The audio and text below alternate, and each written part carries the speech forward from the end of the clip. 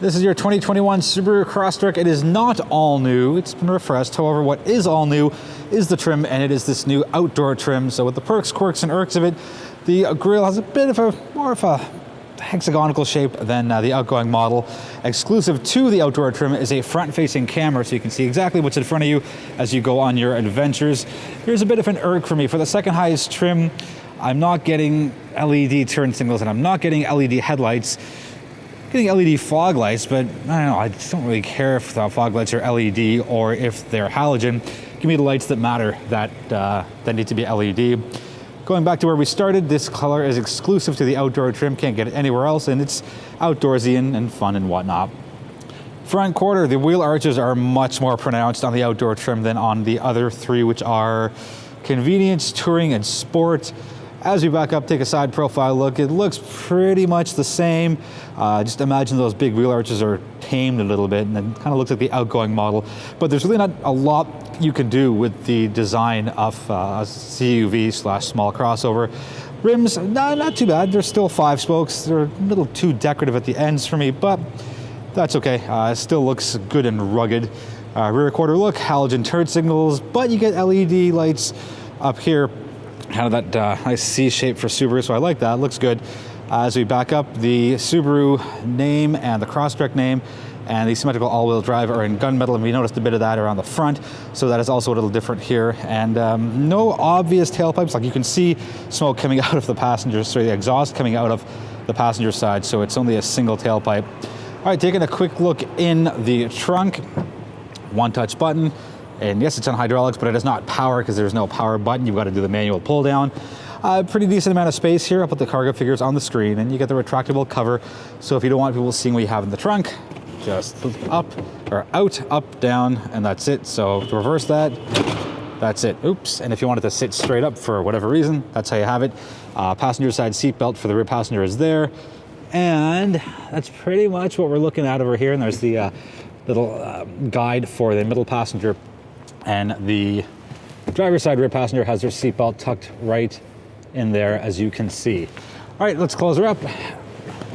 Overall, not too bad on the outside. Again, there's not really a lot Subaru could do without doing a full refresh. Starting with the rear seats of the 2021 Crosstrek, let's get out of the snow.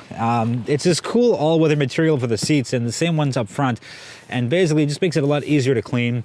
No vents, no power outlets here, no heated rear seats. Not crazy about that.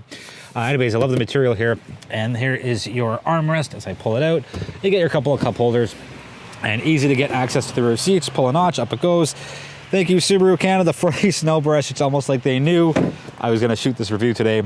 If you're looking over my left shoulder, left shoulder. I'm not good at this sometimes. That's what you're going to take a look at. And let's close that up and take a look up front. That's the inside of your door panel. You get the cool yellow stitching, which matches all the way throughout. We'll take a look at that in a sec. Lots of useful storage here in the bin for the door handle. Well done, Subaru. I love that the door handles are black instead of chrome, and this cool carbon fiber pattern looks really sharp. I'll just back up and give you a good look at the whole panel. Again, looks really, really sharp. I like it quite a bit. Thigh bolsters, they're not too bad. Side bolsters, that's where it's at. And in case you ever forget what kind of car you're driving, it's the Crosstrek. And for all-weather material for seats, it's surprisingly comfortable. Kind of a big fan of that. You get the yellow frame for the bottom of the steering wheel. Again, exclusive to this trim. Let's jump in again, get me out of the snow. So, start-stop button is in its usual spot, which is just over there. Let's start her up and give you a look at the dashboard. So you get the full swipe and analog on the outside, digital in the middle. The seats are manual, all manual, so forwards, backwards, the tilt, and the raising and lowering of it. So it's kind of an interesting balance for what Subaru's done. I'm going to quickly jump to something different for a sec. There's also no sunroof, and my guess is Subaru had a certain price point in mind for this. My guess is $30,000. Because this comes in just a touch underneath, and that's why there's no LED lights. I think they just wanted to make it under a certain price point for optics, and they did it. You know, yes, I prefer LED lights, but yeah. Anyways, let's shift back to the inside. Typical Subaru steering wheel, everything is in the exact same place. Again, as I mentioned in the beginning, I think in the first 30 seconds, you get a front-facing camera, and you hit view, and you go to the top screen. I'll just rest the camera there, and this is what you're going to see. So it's not too bad. It's not, not great because there's some rain and snow and slush on it, but basically that's how you get access to that. So I'm happy that it's on the steering wheel. It's a very easy to use button, on off, just like that. Heated steering wheel, right on the wheel itself. Well done. If you don't know much about Subaru, you press the info button, and that's going to control what you see up here. And there's all sorts of information. Sorry, I'll slow down a touch. So there's that, and that, and that, anyway, and so on. What I really like, I'm going to show you up here. I'm going to kind of jumping with this review because, well, that's what I want to do. We're going to touch on X mode for a sec here. We'll get into more of it in the driving portion. This is the dual X mode. So you'll see on the right side, it's more dirt and brown. On the left side, it's more snow. You hit X mode again, and then that turns into deep snow and mud. So it's really cool that Subaru has done it like that. Very nice touch there. Yellow stitching on the inside of the steering wheel as well, and you kind of get yellow stitching there. Up across the top of that, I'll give you a closer look, and kind of flowing up that way as well. Steering wheel, good, firm, easy to, get a good, comfortable grip on. Blanks, whatever, doesn't really matter to me. This has the upgraded 8-inch infotainment system as opposed to the 6.5 on lower trims. Very Subaru, very easy to use, just very Subaru. I like it. So, oops, I don't want to do that at all. I'm going to swipe the other way. So again, very easy to use and pretty responsive, and not too bad. I wonder if they're going to do the same thing they did with the Outback, where they make this big, massive tablet, kind of like Volvo started. I think it's 2015 or 14 or 2014, 15 or 16 is when Volvo launched their new XC90. Nice hard touch button to get you back home. Hard touch buttons here. HVAC system. It's kind of cool because it's got the tops and bottoms of the circles. So I want to change the direction of the air. So I'm going to put it right there. And then I'm going to quickly go to the top, and you can see feet, face, one more turn, face and feet, and the dash windshield. So basically you touch that. I like how they made the most out of a minimal use of space. A couple of blanks here, but I think those are intentional. Lots of storage here, and you have, look at that, 2 USB ports and a cigarette lighter adapter and an auxiliary adapter. Nice touch. Real simple stuff up here. Nice, again, double yellow stitching. Heated seats. These are old switches, and I think once they have the new Crosstrek out in a couple of years, they'll jump forward and go into something a little more modern. As we lift up the center console, if I can see it, if I can get to it. Can we get, yeah, anyway, so move my cords out of the way. 2 more USB ports. So out of your 5 passengers, 4 of them are going to have access to USB ports. Well done there, Subaru. There's your eyesight console. We'll get into more of that on the driving portion itself. And really big lights, just one touch, that's it. No mucking around with tiny little buttons. Cool safety features up here as well. Lane departure assist, on or off, and forward collision warning. So well done for just kind of keeping things all around. I don't really care that it's not tucked up in here or in the dashboard. Doesn't really matter. All right, that's going to wrap the inside. Let's get this Subaru on the road on the first snowy day of the season in Mississauga.